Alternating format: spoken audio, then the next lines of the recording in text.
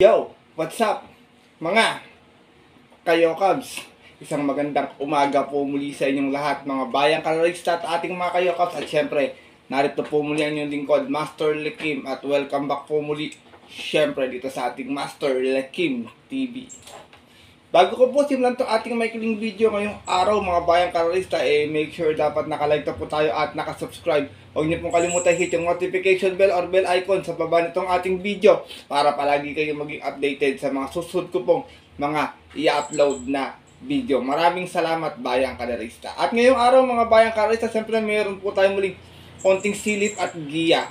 Race analysis sa karera para po ngayong araw ng Miyerkules. Wednesday Racing, December 10, 2025. Dito po tayo ngayon sa PJC Padre Garcia Racetrack, Batangas. At meron po sila inyandang 7 races na magsisimula po sa ganap na alas 5:30 ng hapon. Medyo late yung start na ating karera, mga bayang karera. Pero tingin ko medyo yamading ating lineup ngayong araw ng Miyerkules, ha. Pero siyempre may posibleng mga makasumilat dyan ng mga upset na maganap, ha. Kaya kung may mga mababalitaan kayo or may mga info kayo sa inyong mga kaibigan kayo kilala, dagdag na lang sa ating rota, medyo manipis naman yung ating lineup, mga bayang kalorista. Na syempre, hindi ko na rin papapatagalin agad to.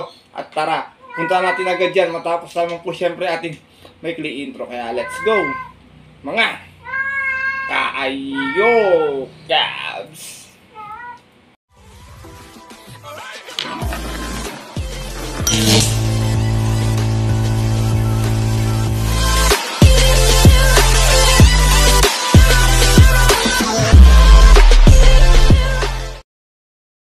At gaya nga po nang nabanggit ko kayo na sa ating intro, meron tayong 7 races na lalargan ngayong araw po ng Miyerkules. Siyempre, tig-isang set ng winner take all. Pick 6, pick 5, pick 4. Ating distansya, meron tayong dalawang 1400 meters. Si ating maiden race, tapos si rest po is 1300 meters. Nagbabalik yung 1300 meters. Tanda ko yung distansya na yan.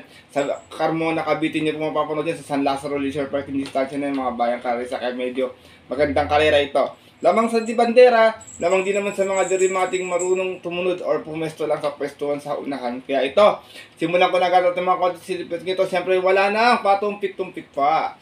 Good luck po sa inyo lahat. Have a blessed Wednesday Racing and start na tayo, bayang kalorista. Race number 1, start natin winner take all event, 2-year-old maiden race. Meron tayo 4 na kalok na maglalaban-laban to, 4 lang pero lahat to may panalo, bayang kalorista.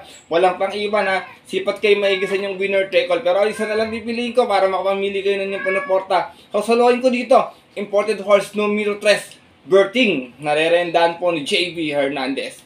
Galing ito sa Novato Latin 1200 dito, may 113.6, nagtala ito ng 24 media, 22, 26 media. At yun po ng November 28, kung saan ang remenda na rin po sa kanya ay si JB Hernandez. Yan po yung aking solo dito sa ating race number 1, kabayong si Berting.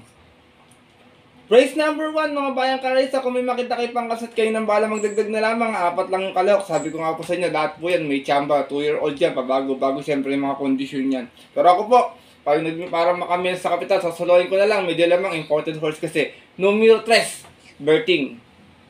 Good luck po.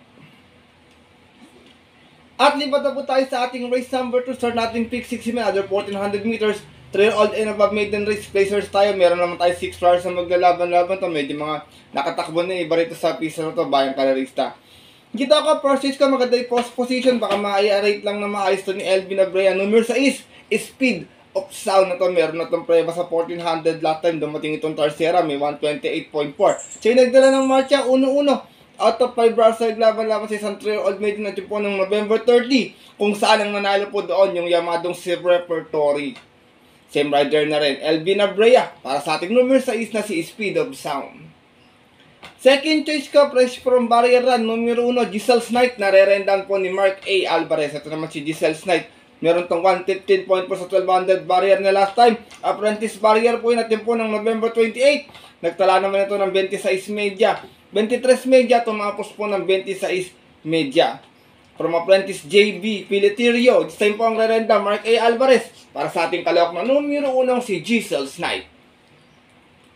Race number 2, bayang kalorista. Titignan ko na lang kalaban na rito, medyo veterano na si Black Prison. Pero siyempre, meron pa mga taguyong preba dito, ha. Makibalita na lang kayo. First choice ko po muli, numero 6 is Speed of Sound. Second choice, numero 1, Giselle's Knight.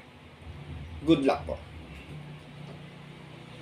At dako na po tayo sa ating race number 3. Start na ating peak 5 event. 1300 na ating distansya. Pillar accommodating base class 4, 42.56. Meron tayo ditong 8 runners na maglalaban-laban pero 7 in betting options lamang, bayang karerista.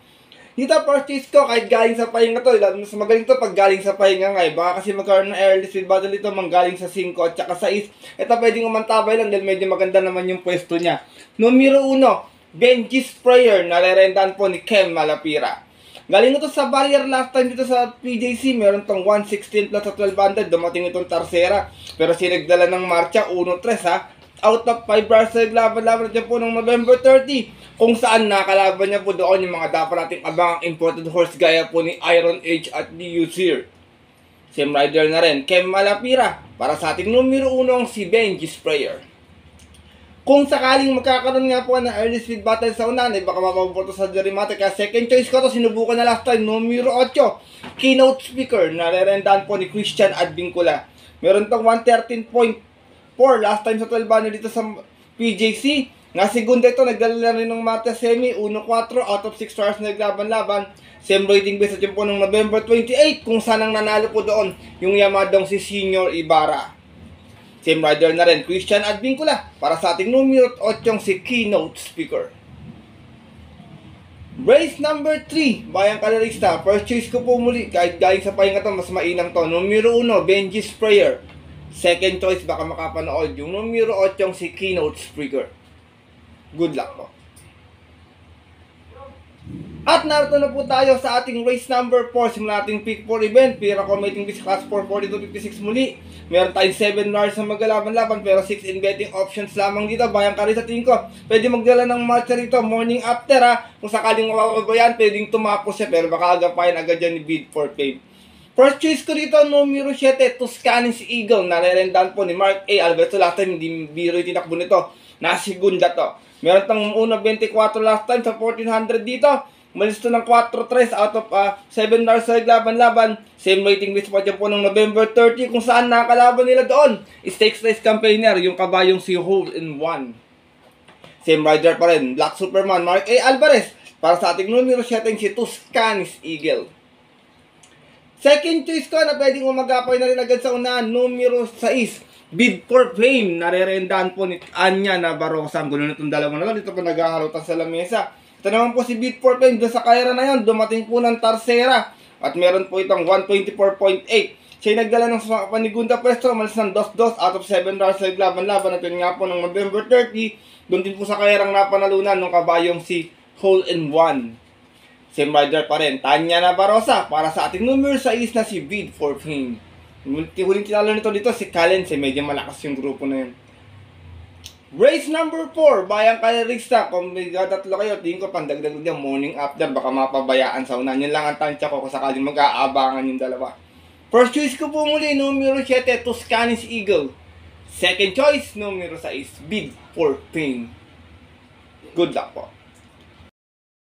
At lipat na po tayo sa likod ng ating programa, ating race number 5, Pira Committing Base Class 4, 42.56 muli. Meron tayong 6 runners na maglalaban-laban. Dito bayang karerista, first choice ko, solo taga ito dito. Pag na-rate lang na maayos, niunod ang tingin ko baka makatapos na di nabitin ito nakaraan Numero 3, King Hans. Narerendahan pa rin po ni JB Hernandez. Last run, Tarsera, may 114.4 sa 1200 dito. Umalis ng 2-1 out of 8 runs sa laban-laban. Same rating base po ay galing to ng 1741. Bayang kayo sapat ganun. Umakyat siya ng grupo.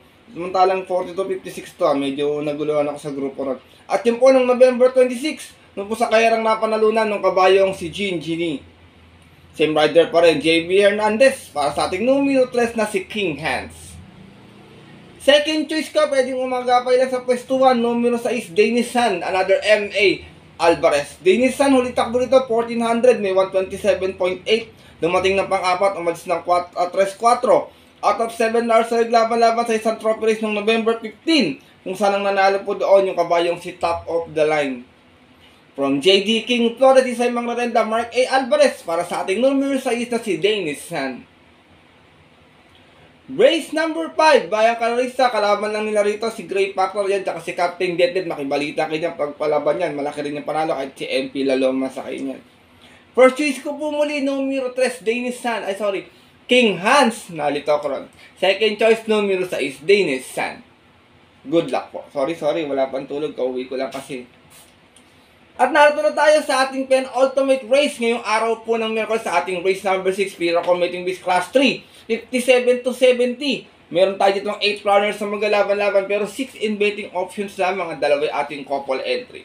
Dito, bayang kararista, 1 for the day ko to. Numero 8, Lucency, narerendaan po ni JT Sarati. Itong si Lucency, huling takbo nito, Barati kalaban, bayang kararista, 1.8 yung karera, 1.3 lang to. Tingin ko, pag nakapwesto ng maaga sa unan to, maganda pa naman yung post position, numero 8. Kaya tingin ko, medyo makakatipid kayo ng kapital. Huling takbo nito, 1,800 meters. Meron tong 2,000 meters pala, bayang kararista. Meron tong 202 flat. Sa nagdala ng marcha 1-1 out of 12 runs na naglaban-laban sa isang special race ng November 16 kung saan tinalo nga po siya doon nung career-retired lang nakabayong si Barati. From Pati Dilemon sa mga rerenda, JT Sarate para sa ating numero 8 si Lucency.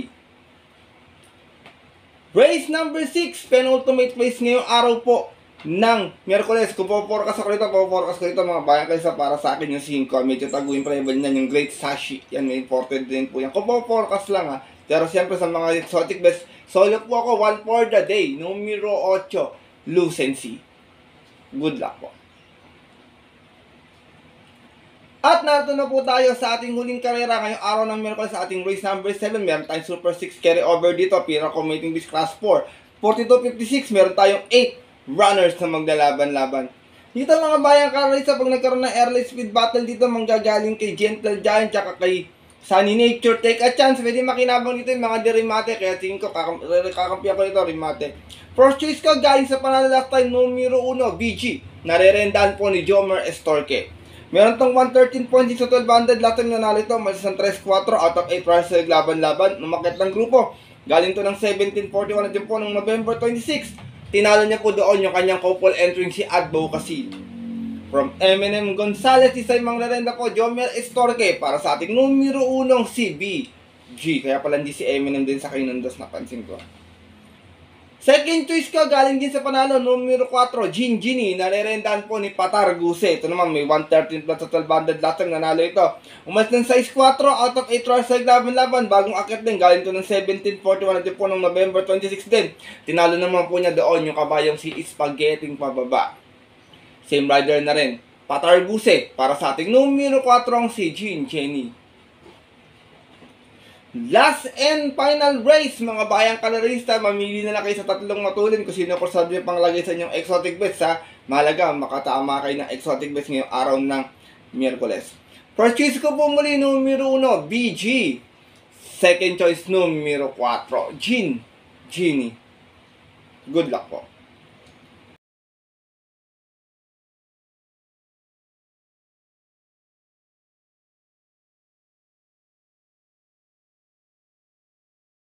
At yun mga bayang kalarista, ang ating mga kayokabs ay natapos itong ating maikling video natin konting silip at giya ngayong araw po ng Miyerkules. Pasensya na kung medyo late po ako nakapag-upload. Di po ako nakagawa kasi kagabi dahil pumasok ako. Late na lumabas yung kopya, bayang kalarista. Ay nahiyo, sana makatulong sa inyo ito, maging gabay. Basa ko medyo semi-yamado yung karera, pero sana may lumusot na dihado. Wala naman tayong ganong dihado ritong giya, bayang kalarista, medyo balanse lang. At sana makachambak po tayo ng mga exotic bets. Pinapaalala ko po muli sa inyo na maaari niyo pong sundin ang ating giya kung kursunado niyo po. Kung hindi po, wala pong problema. Dahil sariling aral ko lamang po ito. Kuro-kuro at opinion sa karera. Pagdating ng tayaan sa takilya, mga bayang kalarista at ating mga kayokals, mas mananay po sa rin niyo pong napupuso at kursunada. And always po, kayo pa rin yung masusunod. Good luck po muli sa inyong lahat. And have a blessed Wednesday racing. Maraming salamat po sa inyong walang sawang pagtutok, pagsuporta, pagtiwala palagi dito sa ating Master Likim TV. At always po kayo always po tayo may mga konting silip at giya. Dapat ang mga kabayo, upcoming racing events, lalo po pagdating natin ng 2026, sana po makachamba po tayo ng Yummy Devils bago matapos ng taon ng 2025 bayang karesa. Kaya muli, maraming salamat sa inyong suporta palagi and sana po pala rin kayo ngayong araw po ng Miyerkules. At yun po, ganito na lamang po tayo muli mga bayang karesa at ating mga kayokabs. Siyempre, kita na lang tayo sa suot ko upload na video para po sa ating Friday Racing. Friday na lang po ako shoutout bayang karisa. Wala po akong mga naipong pa shoutout pa eh. Ito po muli ng lingkod, Master Likim. At syempre, nandiyan sa harapan nyo, Si Suki, nasa likod ng video. Si Sky, naghaharutan kanina. Pasensya na kayo, nauuga yung video. Always po kami nagsasabi sa inyo, nagpapaalala na ang karera po dapat po libangan lamang po Nagtitsambahan lang at talagang tapatan lang. Minsan swerte, minsan talaga malas. Pero pag pinagbigyan tayo, syempre, huwag po natin kalimutan magpasalamat sa kanya at tumulong sa ating kapwa. Kahit sa simpleng pamamaraan lamang. Ika nga, share your blessings, bayang karerista. Good luck po muli sa inyong lahat and have a blessed Wednesday rating. Sa mga pupunta po ng off-track betting station para maagang pumila at tumaya. Minsan po talaga isa lang ang teller sa mga off-track betting station natin. Kaya talagang magkatsaga tayo pumila. Advance betting na lang. Stay safe everyone po sa inyo lahat. God bless, bayang karerista. Lalo na sa mga solido ditong diadistang mga ka. Yo! Ka!